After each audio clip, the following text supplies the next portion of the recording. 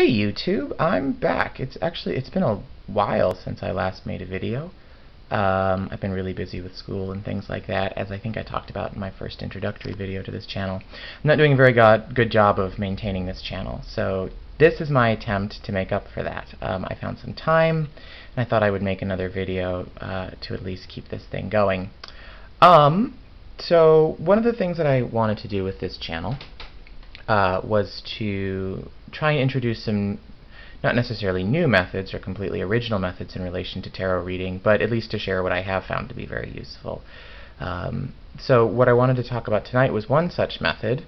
This is not something that I created on my own. I discovered this, I think, at Eclectic Tarot, and for those of you who don't know, Eclectic is probably the most important or most popular tarot website that's out there today for people who are interested in studying the cards. And so if you're not a member there, you really should be, because it's a wealth of information that's available to you there. And so this is where I discovered this method originally, and this is a way of combining oracle cards and tarot.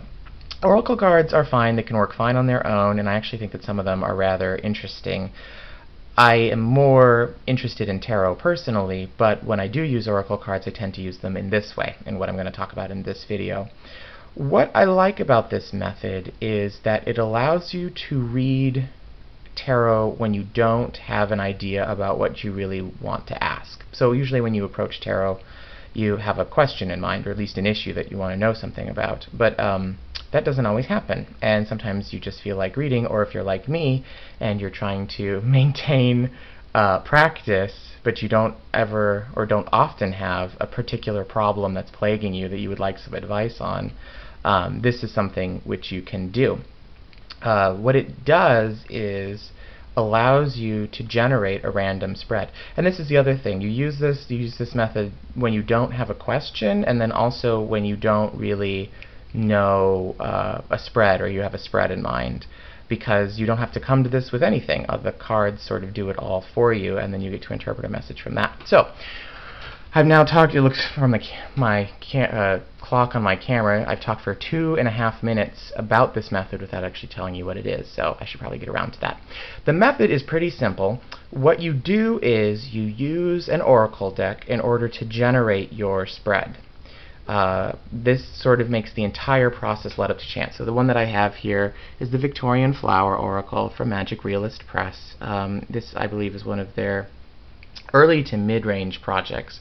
And again, if you don't know, Magic Realist Press is one of the most revered, I guess you could say, probably not the largest, but at least one of the most revered tarot producers today.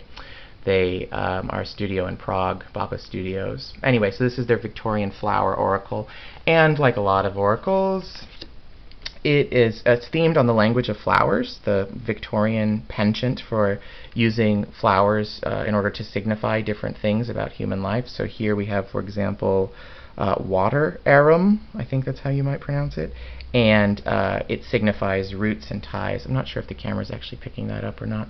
But anyway, that's got a sort of an image of a personified, anthropomorphized plant. Another example would be lilac. So this is lilac, and then the oracle is a message. So that's what you kind of do. The first part of this method is you take the oracle deck that you have and you shuffle it up, and I'm not going to do that now because I have to hold the camera with one of my hands, but you would shuffle up the oracle deck as many times as whatever shuffling method you see that you have appropriately. So let's just cut it. And then you say you deal 3 cards. So we'll do 1, 2, 3. Okay, so let's move that. Okay, so you would deal out 3 cards, and then this is your spread. These are your spread positions. You don't actually interpret the oracle cards themselves, you use them as spread positions. So now for me, this is the 3-card spread, and the first here is hemlock, and so the oracle meaning is treachery and deception. The second is opium poppy, and this is dreams and illusions. And then the last is mimosa for sensitivity.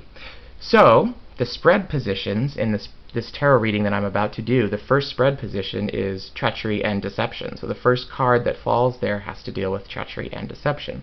The second card which falls has to deal with dreams and illusions, and then the third card which falls has to deal with sensitivity. So this is, I mean, if the tarot is kind of left up to chance, right, it's all about shuffling and creating random things in order to deliver you a message, this is a way of generating a spread by chance. You don't know what they're going to be, but these are at least three sort of common areas of human experience, and however you believe cartomancy works, this is what you've been dealt. So part of your message is, you need to know right now about treachery and deception, dreams and illusions, and sensitivity, if that was whatever question that you were asking.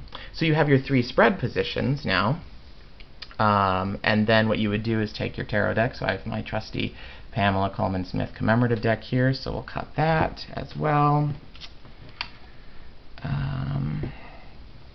And then you would deal cards. Oh wow. Oh my goodness, I didn't even plan that. But look, 3 major arcana cards. If this was an actual reading, this would be quite serious, given the topics which have come up thus far. So here in our first position, hemlock, treachery, and deception, we have the devil.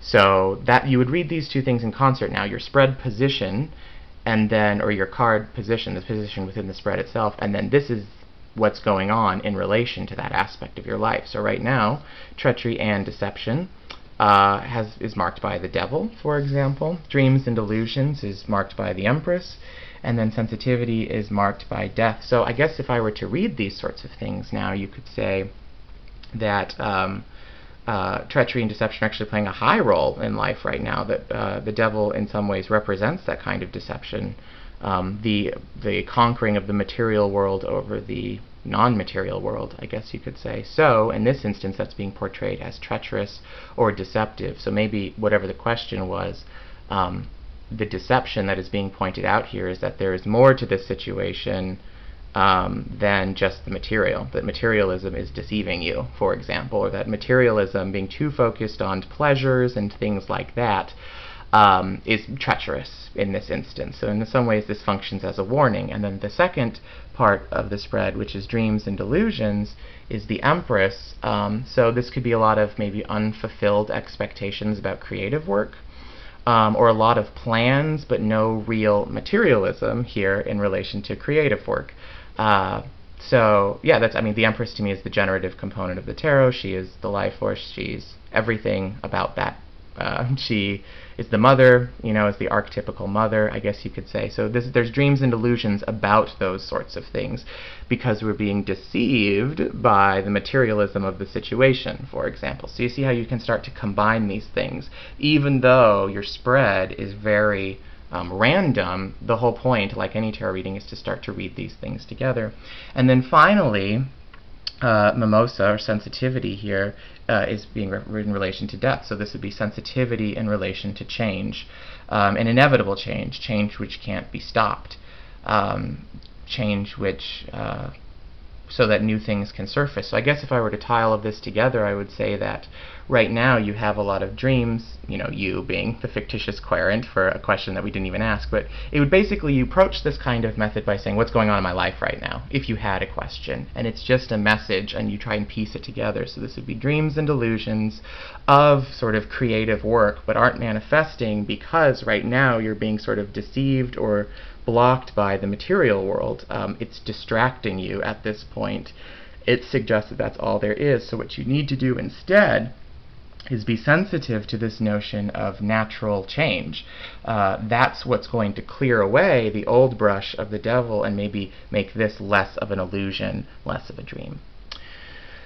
So that went rather well. I didn't even plan that, and yet I was able to sort of pull that together. So I really love this method. I find it to be useful when I just feel like, oh, I haven't read tarot in weeks. I want to brush up on this hobby that I have, but I don't really have anything to read on. I don't have a question, and even if I did have a question, maybe I wouldn't be able to figure out the spread to use. So this way you just leave it all up to chance, and you tell a story, and then you see if it in fact applies to your life. I guess that's something to think about now. Even though I wasn't approaching this video with a real question in mind, maybe this is actually a message to me. And you are here to witness it, so thank you for that. I'm going to make another video soon about some of the oracles that I found to be most useful for this method, because it is something to keep in mind. Not all oracles are created equal. Some are more useful for this method than others. And so I'm going to show you the ones that I like to use, the ones that I recommend, and the kind of rules that I use to pick out these oracles so that they're most effective. So be looking for that on the next video, and thanks for tuning in. Bye.